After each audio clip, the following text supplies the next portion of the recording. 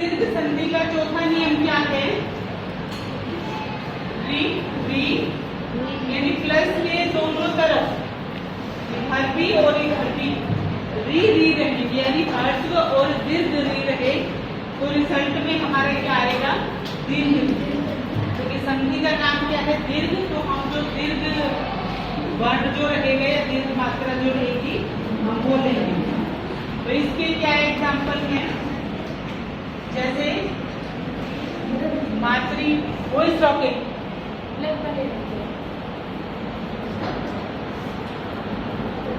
बीच में मातृ प्लस ऋण। अब यहाँ त में देखो ये मातृ ये री है, ठीक है, पहले समझ लो एक बार क्लियर करो। ये री है इधर, एक री ये और एक ये, दोनों मिलकर के क्या हो गया? दीर्घ री, ठीक है। अब इस शब्द को हम लिखेंगे जोड़ करके, इस प्रकार से लिखेंगे। अब त के साथ जो नीचे एक री थी, एक री की मात्रा थी, उसको हम दीर्घ कर देंगे जो ह्रस्व की थी। तो दीर्घ कैसे लगती है? ऐसे दो बार, ठीक है। ये री यहाँ से कट जाएगा, जो बचा है उसको ऐसे लिख देंगे मात्रा, ठीक है। दूसरा है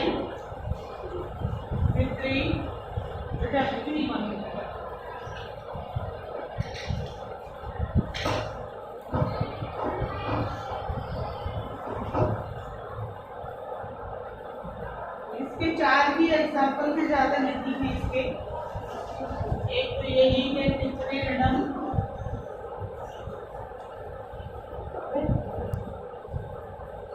इसको भी किस प्रकार से लिखोगे?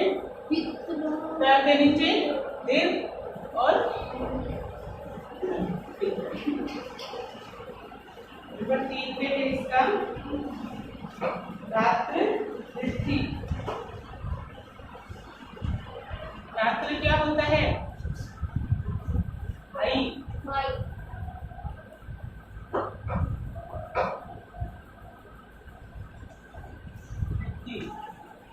तो ये फिर उसी को दीर्घ कर देंगे, तो आगे ऐसे लिख दिया त के नीचे दीर्घ और ये रात्रि, ठीक है। नंबर 4 पर एक है पितृऋद्धि, पितृ प्लस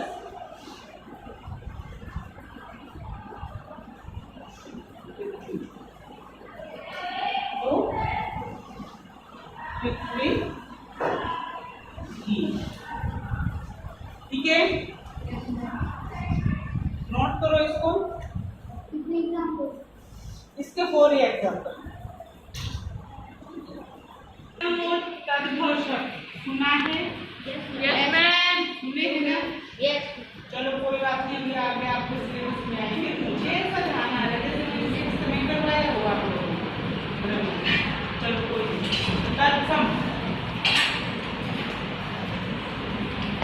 तत्विक उसके समित समान, जो उसके समान, उसके समान में एज इट इज, जैसे का तैसा, कोई बदलाव नहीं है उसमें। तो वो कौन से होते हैं? संस्कृत के शब्द। अभी आप ग्रामर में करोगे, आगे आएगा टॉपिक, अगर अभी नहीं आया तो शब्द के प्रकार, ठीक है। शब्द की रचना जो होती है तो उसमें शब्द के प्रकार होते हैं। तो उसमें क्या होता है? तत्सम, तद्भव, देशज और विदेशज, ये तो पढ़े होंगे, ठीक है। तो तत्सम शब्द वो होते हैं जो संस्कृत भाषा से एज इट इज, बिना किसी बदलाव के यूके लिए हैं। आज हम जो हिंदी बोलते हैं या इंग्लिश बोलते हैं, जो बोलते लैंग्वेज, क्या है कि हम कोई भी लैंग्वेज प्योर नहीं बोलते। हिंदी, इंग्लिश, संस्कृत, उर्दू, फारसी सब कुछ मिक्स है। बहुत सारे शब्द ऐसे हैं जिनको हम बहुत आसानी से बोलते हैं, हमें उनका अर्थ भी पता है, लेकिन हमें ये नहीं पता वो किस भाषा से संबंध रखता है, ठीक है। तो तत्सम जो संस्कृत से संबंध रखते हैं या जो के त्यों संस्कृत से उठाए गए हैं, उनको हम त्यों का त्यों बोलते हैं। दूसरा होता है तद्भव,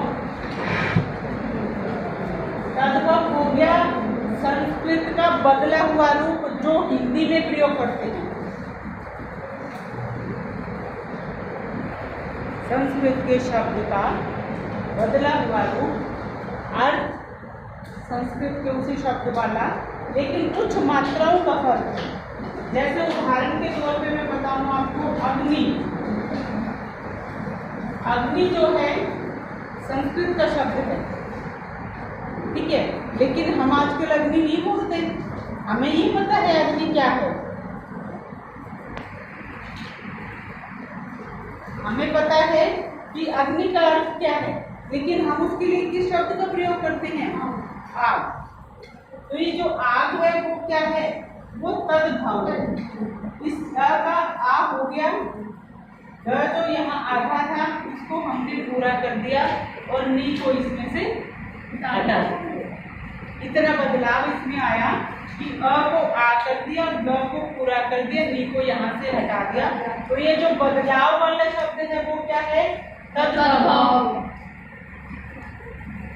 ठीक है। और ये क्या है? सम का अर्थ हो गया समान, और भाव का अर्थ उसके जैसा होना। एक तो समान जैसे हमने किए थे, अभी ये समान है, समान स्वर बोला था, तो दोनों स्वर समान हैं, बिल्कुल एक जैसे हैं। तो समान का अर्थ क्या हुआ? देखने में, सुनने में, बोलने में, लिखने में, पढ़ने में एक जैसा, वैसे करो।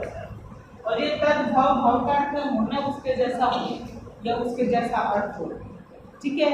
तो तत्सम का अर्थ क्या हुआ? कौन से शब्द? संस्कृत के शब्द। संस्कृत भाषा के वो शब्द जो हमने आज भी अपने पाठ्यक्रम में या अपनी बोलचाल में ज्यों का त्यों रखा है। और तद्भव हिंदी के शब्द जिनको हमने संस्कृत के शब्दों में कुछ मात्राओं, कुछ वर्णों का हेरफेर करके थोड़ा सा उनको बदल दिया। ठीक है।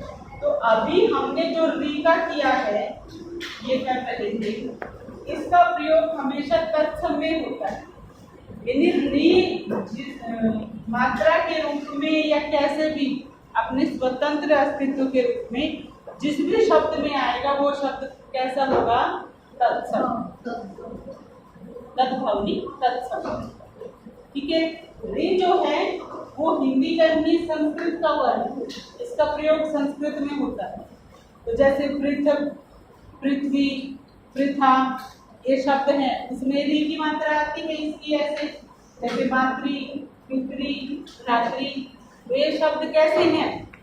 ये संस्कृत के शब्द हैं। तो संस्कृत के शब्द हैं वो क्या कहलाएंगे? तत्सम, तत्सम। ठीक है। तो ये छोटी छोटी बातें बीच बीच में आप लोगों को बताती रहूंगी, तो आप नोट कर लिया करो, इनको याद कर लिया करो, बड़ी काम की बातें होती है। ठीक है। जिस दिन तत्सम तद्भव कराऊंगी तब भी, लेकिन उसके कुछ नियम हैं, जैसे तो बीच बीच में याद आते जाएंगे तो तुम्हें पता। अब हम करेंगे गुण संधि। अभी तक हमने की दीर्घ संधि। दीर्घ संधि में क्या था? दीर्घ संधि में क्या था? प्लस के दोनों तरफ समान वर्ण थे, लेकिन इसमें क्या होगा? इधर अ या आ होंगे, होगा ई या ई। अगर प्लस के इस तरफ अ या आ है और इधर ई है तो क्या हो जाएगा? ए। प्लस के इस तरफ अ या आ है और इधर ऊ या ऊ है तो क्या हो जाएगा? ओ। अभी इन दो नियमों का ही एग्जाम्पल देखते हैं। पहला एग्जाम्पल क्या है इसका? सुधा प्लस। अब ये इधर आ और ये दोनों मिलकर क्या हो जाएगा? ए। तो क्या शब्द बनेगा? सुदेश। ठीक है। नंबर 2 पे चल दो, रमा प्लस देश। क्या बनेगा? रमेश। तो जैसे नरेश, रमेश, सुरेश, महेश, सुरेंद्र, नरेंद्र। तो सारे किसके एग्जाम्पल हैं? इसके। जैसे मानते हैं उसका लें नर प्लस इंद्र, तो इसका क्या बनेगा? नरेंद्र। ठीक है। देव प्लस इंद्र देवेंद्र। तो इसके जो है 10 एग्जाम्पल आप अपने आप से करो, कर लोगे बिल्कुल इजी है। बहुत सारे मैंने बोल के बता दिए हैं आप लोगों को। ठीक है। अब दूसरे एग्जाम्पल इसके ओ वाले करते हैं। क्या दिखा नहीं था? No ma'am.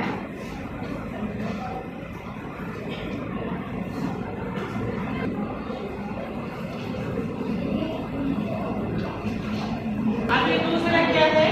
आ हो और इधर ऊ हो तो क्या हो जाएगा? ओ से प्लस उत्तम। अब इधर ऊ और ये आ दोनों मिलकर के क्या हो जाएगा? ओ। शब्द कैसे बनेगा?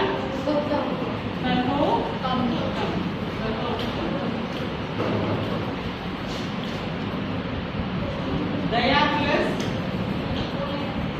उर्मी क्या हो जाएगा? देवोर्मी।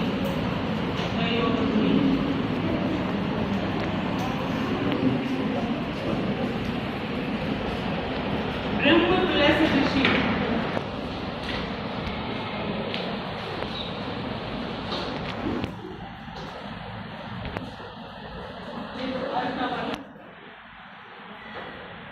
ठीक है। तो ये कर लोगे होगा। अब इसका तीसरा नियम क्या है? या आहो और उधर क्या हो? री। ठीक है। तो क्या हो जाएगा यहाँ पर? अर्थ। तो देखो ब्रह्म प्लस ऋषि, तो ये री और ये अर्थ दोनों मिलके क्या हुआ? अर्थ। तो इस शब्द को देखो, बोल के देखो, आपको बीच में अर्थ की साउंड आएगी। ब्रह्म ऋषि।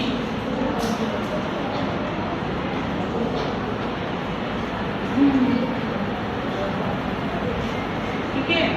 इसका एक ये ले सकते हो महा महा प्लस ऋषि।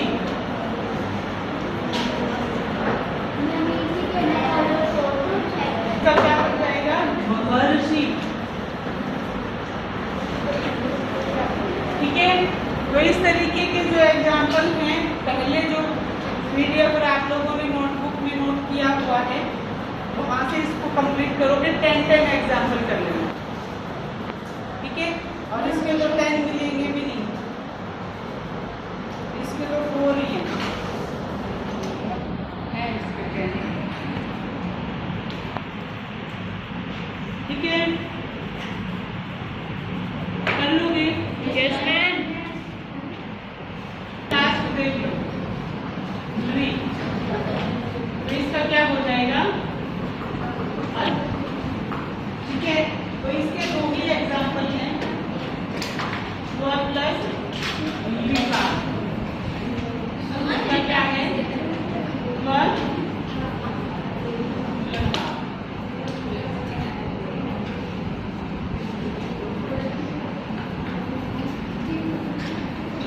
और दूसरा क्या है? मम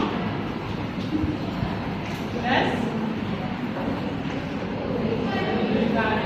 क्या है? इस नियम के 2 ही एग्जाम्पल। ठीक है।